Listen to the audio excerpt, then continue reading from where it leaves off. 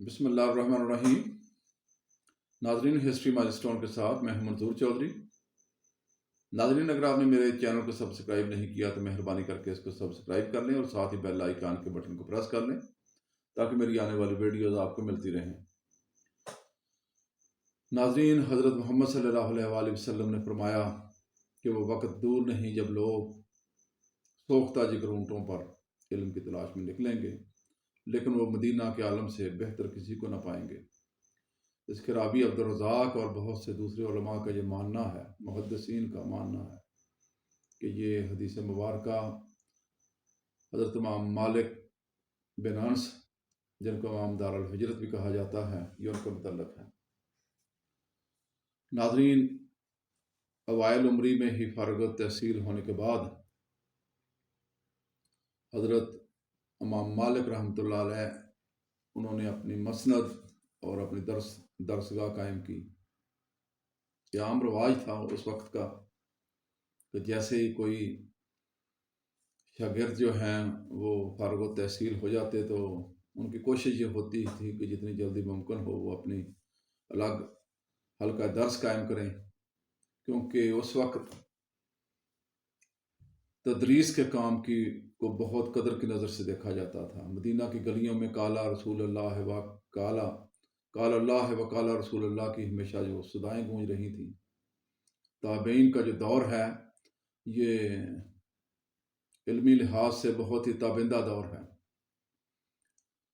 خصوصاً اخیر اموی دور اور اس کے بعد جو خلافت عباسیہ کا جو دور ہے، اس میں علم و حکمت کو اور درس و تدریس کو بہت ہی قدر کی نظر سے دیکھا جاتا تھا۔ حضرت امام مالک رحمۃ اللہ علیہ نے بھی اپنے گھر پر وادی عقیق میں لوگوں کو درس دینا شروع کیا، اور اس کے بعد اپنے استاد محترم امام نافع کی وفات کے بعد ان کی مسند کو مسجد نبوی میں جو ان کی قائم تھی مسند، اس کو سنبھالا۔ ناظرین، یہ ان کا اپنا قول ہے حضرت امام مالک کا کہ مجھے جب تک میرے 70 شیوخ نے لکھ کر یہ فتویٰ نہیں دیا کہ آپ ابھی درس و تدریس کا کام کر سکتے ہیں، پڑھا سکتے ہیں، اس وقت تک میں نے لوگوں کو پڑھانا شروع نہیں کیا۔ اس وقت تک میں نے اپنی جو درسگاہ ہے وہ قائم نہیں کی، حلقہ درس قائم نہیں کیا اس وقت تک۔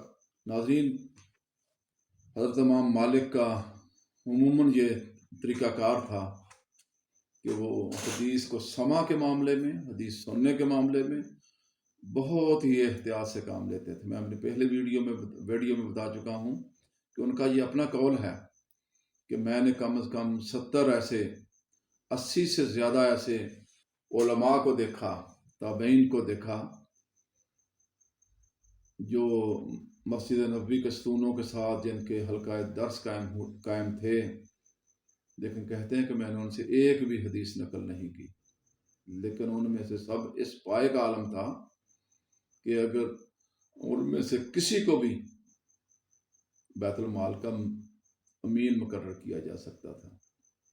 یہ تھا ان کا احتیاط حدیث کے معاملے میں، حدیث سننے کے معاملے میں۔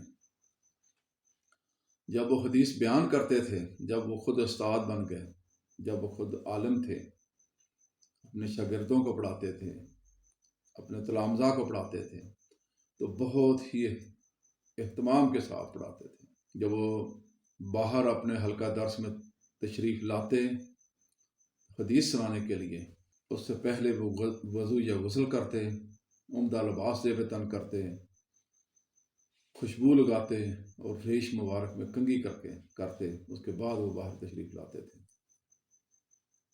کبھی انہوں نے کھڑے چلتے ہوئے کوئی کبھی حدیث بیان نہیں کی، کبھی کسی مسئلے کا حل نہیں بتایا انہوں نے۔ اسی طریقے سے وہ کسی طرح کی بھی کوئی مسئلہ ان کو پیش آ جائے، لیکن وہ بیان حدیث میں کبھی ان کی رکاوٹ نہیں آئی۔ ایک دفعہ حدیث بیان کر رہے تھے کہ بتاتے ہیں کہ ان کے پاؤں پر بچھو نے کاٹ لیا، 1 سے زیادہ مرتبہ کاٹا، چہرہ مبارک کا رنگ متغیر ہو گیا، لیکن انہوں نے سلسلہ نہیں توڑا حدیث بیان کرنے کا۔ وہ خود کہتے ہیں کہ مجھے یہ بہت محبوب ہے، مجھے یہ بہت اچھا لگتا ہے کہ میں حدیث رسول کی قدر کروں۔ ناظرین، ان کے حلقہ درس میں کسی کو بھی رکاوٹ نہیں تھی، ہر کوئی آ سکتا تھا، لیکن وہ مدینہ کے رہنے والوں کو خصوصی ان کے لیے جو ہے وہ اہتمام کرتے تھے، ان کو جس کو ہم کہہ سکتے ہیں کہ وہ پریفرنس دیتے تھے، مقدم رکھتے تھے ہمیشہ۔ ایک دفعہ خلیفہ وقت ہارون الرشید نے ان سے خواہش ظاہر کی، سماع موتا کی، تو انہوں نے اگلے دن کا وقت مقرر کر لیا۔ خلیفہ اپنے خیمہ خلافت میں انتظار کرتا رہا۔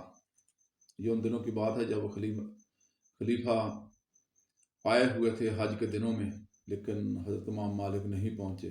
بعد میں پتہ کرنے پر پتہ چلا کہ حضرت امام مالک نے یہ کہلا بھیجا کہ آپ خود تشریف لے آئیں، یہ علم ایسا نہیں ہے کہ یہ لوگوں کے دروں پہ جا کے ہم اس کو سکھائیں۔ چنانچہ خلیفہ وقت اپنے دونوں شہزادگان کے ساتھ حضرت امام مالک کی درسگاہ میں آئے، اور آتے ہی انہوں نے یہ حضرت امام مالک کو کہا کہ آپ اپنے باقی شاگردوں کو، باقی تلامذہ کو جو آئے یہاں سے فارغ کر دیں آج کے دن کے لیے۔ لیکن حضرت امام مالک نے ایسا بھی نہیں کیا۔ انہوں نے کہا کہ عوام کا جو مفاد ہے اس کو رد نہیں کیا جا سکتا، خصوصی کسی بھی وجہ سے۔ یہ ان کا علمی مقام تھا۔ اکثر خلیفہ وقت جب آتے حج کے دنوں میں تو حضرت امام مالک سے مشورہ طلب کرتے، ان سے نصیحت طلب کرتے۔ ایسا ہی اس سے پہلے خلیفہ مہدی نے حضرت امام مالک رحمۃ اللہ علیہ سے ایک درخواست کی کہ مجھے جو ہے وہ حدیث بیان کریں، درس دیں۔ اس وقت بھی ان کے ساتھ دونوں شہزادگان تھے اپنے، لیکن خلیفہ وقت کے خیمہ خلافت میں جا کے انہوں نے حدیث بیان کرنے سے انکار کر دیا۔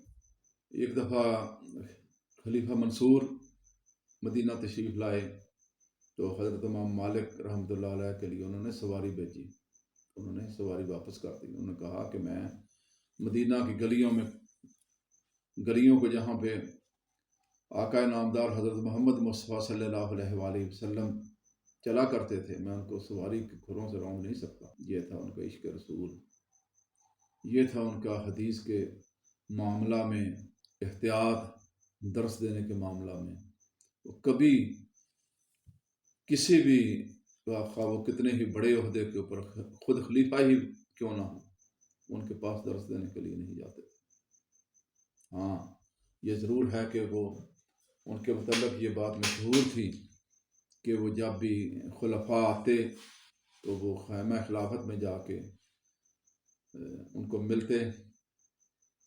ان کو اکثر علماء ان کے اوپر تنقید کرتے تھے اس معاملہ میں، لیکن حضرت امام مالک کا واضح موقف تھا کہ اگر ہم نہیں جائیں گے تو بہت سے برے لوگ ان کے پاس جائیں گے جو جا کے ان کو غلط مشورے دیں گے۔ مشورہ دینے کا سب سے عمدہ مقام صاحب اقتدار ہی ہے۔